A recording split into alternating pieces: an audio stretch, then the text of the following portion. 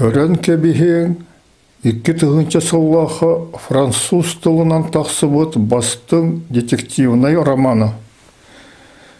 Билергит курдук француз тыла Франция болбатах өсі Бельгия, Канада, Швейцария государственный тыллары болар. Оны тағынан Африка әлбәк дейдорын кені.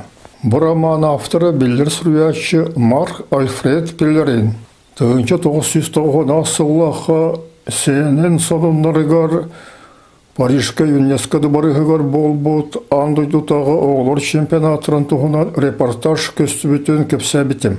Олонтон кадрга Марк Пеллерин келен оғылар хайдық ойныларын көрен олырыр. Онтон оны сәрген сағасыригер иккете бара сылги бұта. Ол түмігер кене икки чүгай романы сұрай бұта. Иккис романы ме Францияға шөйдік білдер литературный премияны ол бұта. Бұл романлар сүрін геройдара жипто ойну таптачылара. Онтон сұғыр хатаммат. Тодиқы кретиден аңардас бұл чүт кобақтары кретитері бол батақ.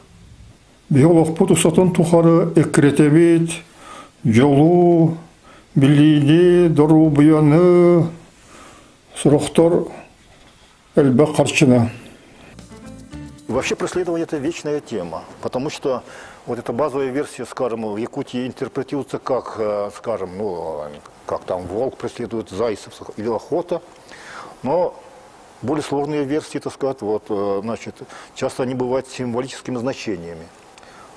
Ведь преследование же это вообще, вся наша жизнь преследование. Мы преследуем счастье, мы преследуем любовь, здоровье, да, благосостояние.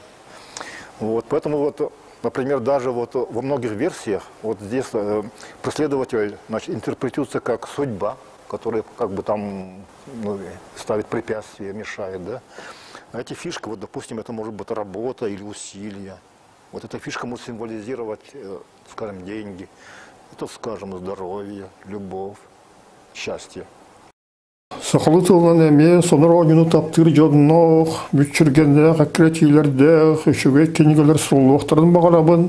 Бем хайдық профессиональный тағымнақ, сұруячы, сценарист, драматур бол бұтым тұғынан кепсе бітім, жоңғы тұғылақ болуын ден.